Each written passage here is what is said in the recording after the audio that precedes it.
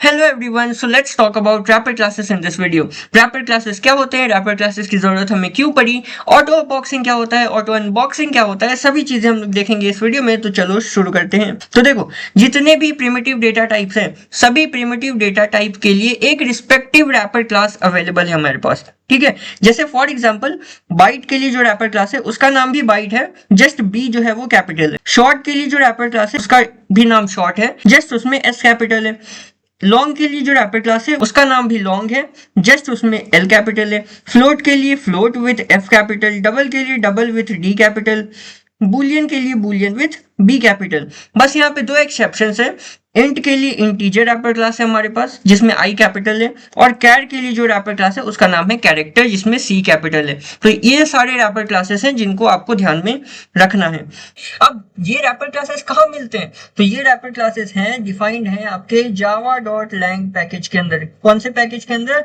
java.lang package के अंदर। और यही वो पैकेज है जो कि ऑटोमेटिकली इन्वोक हो जाता है हर एक प्रोग्राम में, जिसको आपको इंपोर्ट करने की जरूरत नहीं है, ये ऑटोमेटिकली इंपोर्ट हो जाता है। ठीक है, तो अब देखते हैं कि रैपर क्लासेस की हमें जरूरत क्यों पड़ी। Why do we actually need wrapper classes? तो देखो, Java is an object oriented programming language.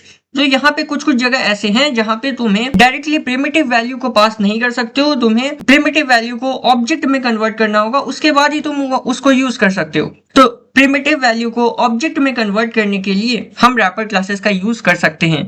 Till JDK version 1.4 we need wrapper classes to convert the primitive data into object. पहले हम कैसे करते थे एक बार चलो देख लेते हैं। सपोज मैंने एक इंटीजर क्लास का एक ऑब्जेक्ट बनाया, integer i equals to new integer integer class का एक ऑब्जेक्ट बना लिया मैंने। ठीक है, इसमें जो मैंने वैल्यू पास किया वो वैल्यू है 20। ठीक है, तो यहाँ पे देख सकते हो, तो ये 20 क्या है? 20 एक प्रिमिटिव वैल्यू है। प्रिमिटिव वैल्यू को मैंने कन्वर्ट कर दिया किसमें? प्रिमिटिव वैल्यू को मैंने आई नेम के एक ऑब्जेक्ट में कन्वर्ट कर दिया, या फिर आई नेम के एक ऑब्जेक्ट में स्टोर कर दिया। तो अब ये जो 20 है ना, ये आई ऑब्जेक्ट में स्टोर है। तो यहाँ पे ये क्या है, जहां पे भी हमें अब ऑब्जेक्ट पास करना होगा तुम ये डायरेक्टली यहाँ पे आई को पास कर सकते हो। लेकिन ये था जेडीके वर्जन 1.4 तक। ठीक है, जेडीके वर्जन 1.5 के बाद से ये करने की तुम्हें जरूरत नहीं है, तुम डायरेक्टली भी लिख सकते हो। कैसे लिख सकते हो? Directly integer i equals to 20। ठीक है, तुम ऐसे भी लिख दोगे ना तो क्या होगा, ये 20 जो है ये कन्वर्ट हो जाएगा ऑब्जेक्ट में, और ऑब्जेक्ट में कन्वर्ट होकर के ये आई ऑब्जेक्ट में स्टोर हो जाएगा। ठीक है, तो इस तरह से अब ये वर्क करता है। तो देखो, ये वाला जो प्रोसेस था ना, प्रिमिटिव डेटा को ऑब्जेक्ट में कन्वर्ट करने वाले प्रोसेस को हम लोग बोलते हैं बॉक्सिंग। ठीक है, और यहाँ पे क्योंकि जेडीके वर्जन 1.5 से यहाँ पे देखो क्या हो रहा है, ऑटोमेटिकली कन्वर्ट हो जा रहा है, इम्प्लिसिटली कन्वर्ट हो जा रहा है, अपने आप कन्वर्ट हो जा रहा है। तो इस प्रोसेस को हम लोग बोलते हैं ऑटो बॉक्सिंग। ठीक है, इस प्रोसेस को हम लोग क्या बोलते हैं? Auto boxing. ठीक है, तो प्रिमिटिव डेटा को ऑब्जेक्ट में कन्वर्ट करोगे तो बॉक्सिंग, ऑटोमेटिकली कन्वर्ट हो रहा है तो ऑटो बॉक्सिंग। सिमिलरली ऑब्जेक्ट को तुम प्रिमिटिव डेटा में कन्वर्ट कर रहे हो तो उसको बोलेंगे हम लोग अनबॉक्सिंग, और अगर ऑब्जेक्ट ऑटोमेटिकली प्रिमिटिव डेटा में कन्वर्ट हो रहा है तो उसको बोलेंगे हम लोग ऑटो अनबॉक्सिंग। एक न्यू पेज ले लेता हूं मैं। अब सपोज मैंने एक ऑब्जेक्ट बनाया, यहाँ पे देखो ये एक ऑब्जेक्ट है integer i equals to new integer 40। ठीक है, तो 40 क्या है?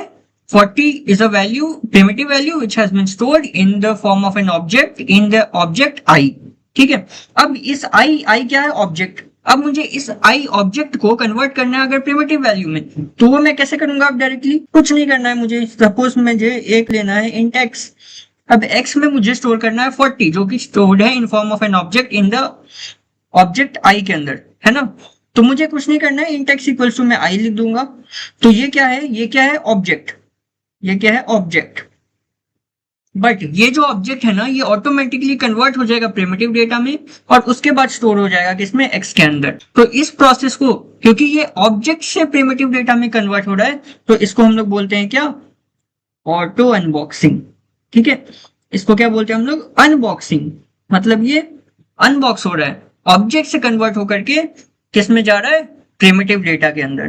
तो रैपर क्लास का यहाँ पे हमने क्या यूज देखा? रैपर क्लास का ये यूज है कि it converts or it wraps the primitive data into an object. It provides the mechanism to wrap the primitive data. Suppose it wraps the primitive data, suppose ये एक primitive data है ना, तो इसके ऊपर रैपर चढ़, ये प्रिमिटिव डेटा है, इसके ऊपर ऑब्जेक्ट का रैपर चढ़ा देता है कौन, रैपर क्लास। तो रैपर क्लास का ये एक फंक्शन है, इसके बहुत सारे फंक्शन है। अब रैपर क्लास क्योंकि ये क्लास है, तो class is a collection of methods.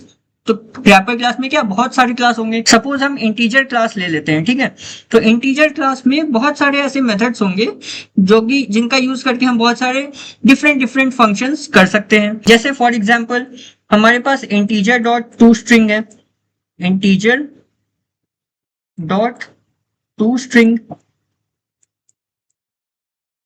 Integer dot to string है हमारे पास। ये क्या है, एक रैपर क्लास का फंक्शन है। ये क्या करेगा, ये करेगा, सपोज मैंने 20 पास कर दिया, so this function will do what, it will convert the 20 value into a string value, ठीक है। सिमिलरली हमारे पास है integer dot percent, integer dot percent.